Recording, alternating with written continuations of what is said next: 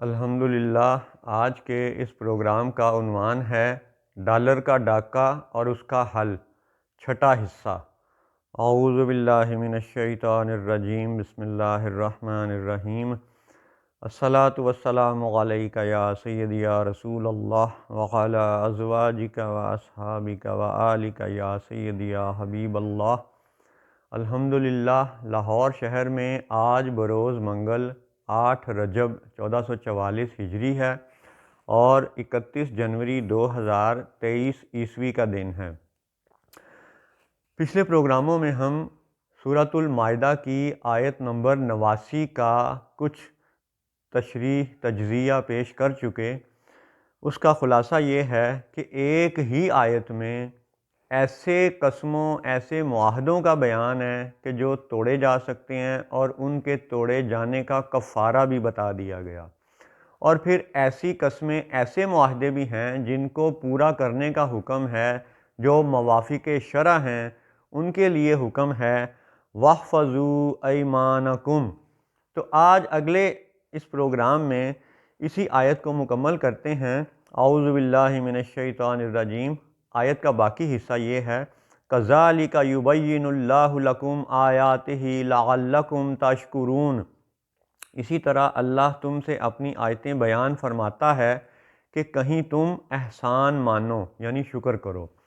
تو اب اس آیت کا اب تک کا خلاصہ یہ ہے کہ معاہدے جو ہیں وہ اپنی بنیادی شرائط پر پورا اترنے چاہیے، یعنی موافق شرع ہونے چاہیے، مبنی بر انصاف ہونے چاہیے۔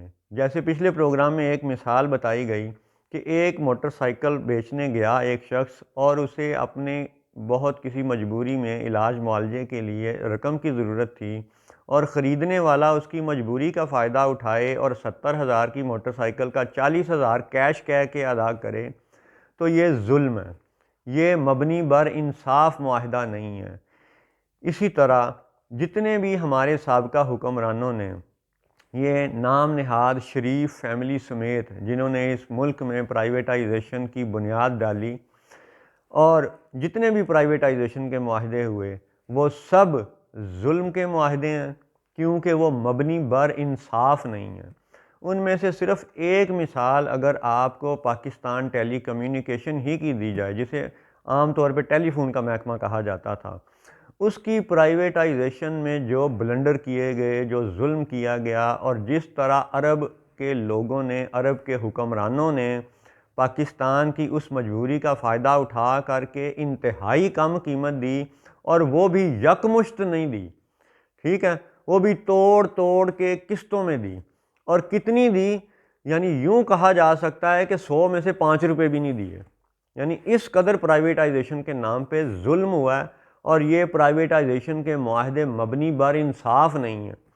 اور حقیقت تو یہ ہے، ہمارے بزرگوں کا، ہمارے صحابہ کرام کی ایسی مثالیں ہیں، بزرگان دین کی، اولیاء اللہ کی ایسی مثالیں ہیں کہ اگر کوئی شخص گھوڑا بیچنے گیا اور بیچنے والے نے خود اپنی گھوڑے کی قیمت 200 روپے طلب کی، تو انہوں نے بات کرتے کرتے 400 کی، پھر 600 کی، پھر 800 اس کو ادا کیا۔ یعنی جو فی زمانہ قیمت تھی اس گھوڑے کی وہ 800 تھی، لیکن مانگنے والا 200 مانگ رہا تھا، لیکن دینے والوں نے انصاف کا تقاضا یوں پورا کیا کہ اس کو 800 درہم ہی ادا کیے۔ تو یہاں پہ درہم و دینار والے حاکموں نے پاکستان ٹیلی کمیونیکیشن یعنی ٹیلی فون کے محکمے کی پرائیویٹائزیشن میں جو کردار ادا کیا، وہ آج بھی آن ریکارڈ موجود ہے، اہل علم اسے جانتے ہیں، اور ظلم کے یہ سب معاہدے منسوخ ہونے کے قابل ہیں۔ اور ثبوت اس کا سورۃ المائدہ کی آیت نمبر 89 ہے، 89 ہے، اگلی بھی ہے، 90 نمبر بھی ہے۔ تو یہ سب پرائیویٹائزیشن کینسل، ختم ہونے کے لائق ہے، کیونکہ یہ مبنی بر انصاف نہیں ہے۔ دوسری بات کہ اگر وہ کہیں کہ جی اب معاہدہ سائن ہو چکا ہے، تو پھر ان کے ظلم اور ان کے ڈاکے کا جواب انشاءاللہ مزید آپ کے سامنے پیش کیا جائے گا، قرآن و حدیث میں سے ہی پیش کیا جائے گا، انہی کی کتابوں میں سے پیش کیا جائے گا۔ تو ابھی آپ یہ سمجھ لیں، جان لیں کہ ہم اس وقت اگر مسلمانوں سے مخاطب ہیں، اور ہمارے وہ حکمران اور ہمارے وہ ادارے جو اپنے اسلام کا، اپنے مسلمان ہونے کا دعویٰ کرتے ہیں، تو ان کی خدمت میں عرض ہے کہ قرآن پہ ایک دفعہ پھر سے غور کر لو کہ قرآن کن معاہدوں کو قائم رکھنے کا حکم دیتا ہے اور کن معاہدوں کو توڑنے کی اجازت دیتا ہے، اور توڑنے کا کفارہ کوئی ایسا نہیں ہے کہ ہمارے حاکم ادا نہ کر سکیں۔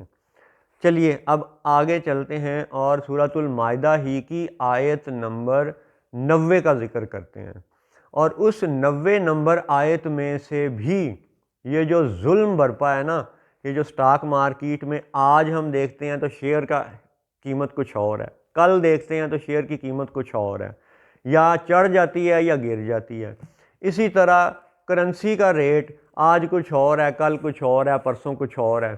تو یہ جو ہر روز بدلتی قیمت ہے، کیا یہ حلال ہوتی ہے یا حرام ہوتی ہے؟ آئیے دیکھتے ہیں قرآن پاک سے۔ سورۃ المائدہ آیت نمبر 90۔ اعوذ باللہ من الشیطان الرجیم۔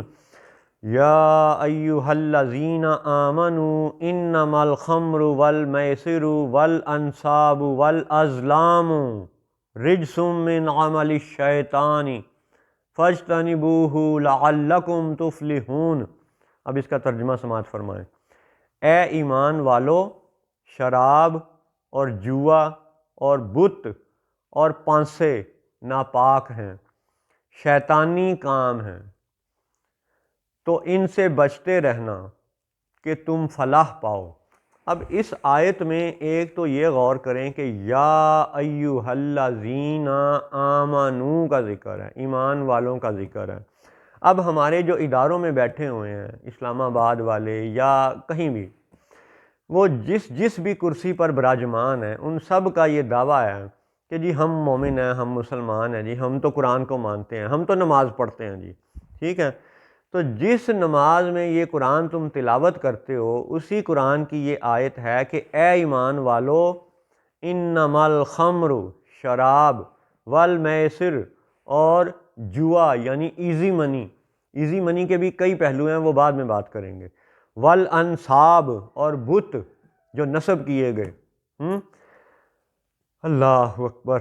اب اس نصب کیے جانے پر بھی ایک لیکچر بنتا ہے کہ کون کس کرسی پہ نصب کر دیا گیا ہے، یہ بھی ایک موضوع ہے، لیکن چلیں ابھی آپ اس کو بت ہی سمجھ لیں۔ والازلام، یہ ہے وہ لفظ جو ہمارے آج کے اس پروگرام کی اصل ہے۔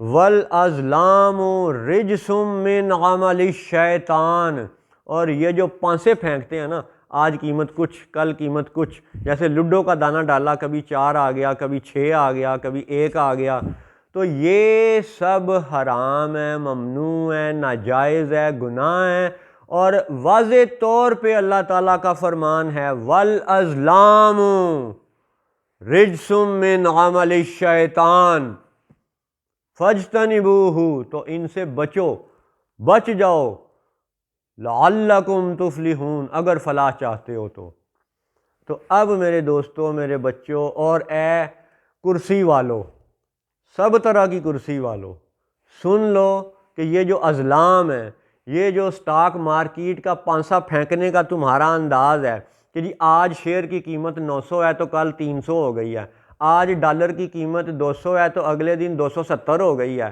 او واہ، او تمہیں حیا نہیں آتی؟ تمہیں قرآن نظر نہیں آتا؟ کیا اللہ نے یہ آنکھیں نہیں دیں؟ اللہ نے یہ عقل نہیں دی؟ سوچو، اگر نہیں نظر پڑی تھی تو اب جو تمہیں یاد کروایا جا رہا ہے، تو اب ہی اپنا ماں باپ کا سبق یاد کر لو کہ انہوں نے تمہیں بچپن میں اللہ اور رسول سے وفا کرنے کا سبق پڑھایا تھا، تو کم از کم اپنے والدین کا سبق ہی یاد کر لو۔